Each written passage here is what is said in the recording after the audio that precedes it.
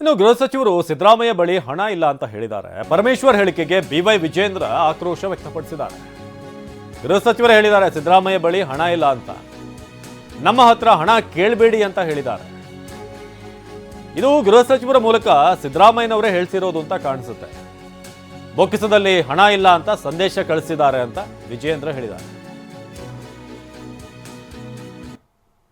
ಗೌರವಾನ್ವಿತ ಗೃಹ ಸಚಿವರು ಪರಮೇಶ್ವರ್ ಅವರು ಬಾದಾಮಿನಲ್ಲಿ ಹೇಳಿಕೆ ನೀಡಿದ್ದಾರೆ. ಸಿದ್ದರಾಮಣ್ಣ ಅವರ ಹತ್ರ ಕಾಸಿಲ್ಲ, ದಯವಿಟ್ಟು ಹಣ ಕೇಳಕ್ಕೆ ಬರಬೇಡಿ. ಅರ್ಥಾತ್ ರಾಜ್ಯದ ಗೌರವಾನ್ವಿತ ಮುಖ್ಯಮಂತ್ರಿಗಳು ಗೃಹ ಸಚಿವರ ಮುಖೇನ ಕಾಂಗ್ರೆಸ್ ಪಕ್ಷದ ಶಾಸಕರಿಗೆ ಒಂದು ಸಂದೇಶ ಕಳಿಸ್ಕೊಟ್ಟಿದ್ದಾರೆ. ಬೊಕ್ಕಸದಲ್ಲಿ ಹಣ ಇಲ್ಲ, ಹಾಗಾಗಿ ಯಾವುದೇ ಶಾಸಕರು ಅನುದಾನವನ್ನ ಕೇಳಬೇಡಿ. ಅದಕ್ಕೋಸ್ಕರ ಪರಮೇಶ್ವರ್ ಅವರು ಹೇಳಿರ್ತಕ್ಕಂಥದ್ದು ಸಿದ್ದರಾಮಣ್ಣ ಅವರ ಹತ್ರ ಹಣ ಇಲ್ಲ, ದಯವಿಟ್ಟು ಯಾರು ಕೂಡ ಅನುದಾನವನ್ನ ಕೇಳಬೇಡಿ ಅಂತೇಳಿ ಇವತ್ತು ಪರಮೇಶ್ವರ್ ಅವರು ಕೂಡ ಹೇಳಿಕೆ ನೀಡಿದ್ದಾರೆ. ಇನ್ನು ರಾಜು ಕಾಗೆ ಮೊದಲಿನಿಂದಲೂ ಕೂಡ ಅಸಮಾಧಾನ ತೋರಿಸ್ತಿದ್ದಾರೆ ಅಂತ ಬೆಂಗಳೂರಲ್ಲಿ ಮಾತು ಮುಂದುವರಿಸ್ತಾ ಬಿವೈ ವಿಜೇಂದ್ರ ಹೇಳಿದರು. ಸಿಎಂ ವಿರುದ್ಧವೇ ಅಸಮಾಧಾನ ತೋಡ್ಕೊಂಡಿದ್ರು. ಕಾಮಗಾರಿಗಳಿಗೆ ಹಣ ಕೊಟ್ಟು ವರ್ಕ್ ಆರ್ಡರ್ ಪಡಿಬೇಕು, BR ಪಾಟೀಲ್ ಹೇಳಿಕೆ ಬೆಂಬಲಿಸ್ತೇನೆ ಅಂತ ಹೇಳಿದ್ದಾರೆ. ಇದು ಬೆಂಗಳೂರಲ್ಲಿ ವಿಜೇಂದ್ರ ಹೇಳಿರುವ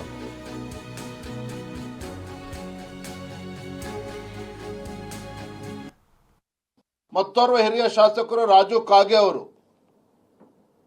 ಮೊದಲ ಬಾರಿ ಅಲ್ಲ, ಹಿಂದೆನೂ ಕೂಡ ರಾಜ್ಯ ಸರ್ಕಾರದ ವಿರುದ್ಧ, ಮುಖ್ಯಮಂತ್ರಿಗಳ ವಿರುದ್ಧನೇ ಅವರು ತಮ್ಮ ಅಸಂತೋಷವನ್ನು ತೋಡ್ಕೊಂಡಿದ್ರು. ಅವರು ಹೇಳಿದ್ದಾರೆ ಕಾಮಗಾರಿಗಳಿಗೆ ಕಾಸು ಕೊಟ್ರೆ ಕಾಸು ಕೊಟ್ಟು ವರ್ಕ್ ಆರ್ಡರ್ನ ಪಡಿಬೇಕು. BR ಪಾಟೀಲ್ ಹೇಳಿಕೆಯನ್ನ ಬೆಂಬಲಿಸುತ್ತೇನೆ. ಅವರಿಗಾದ ಸ್ಥಿತಿ ನನಗೂ ಕೂಡ ಆಗಿದೆ.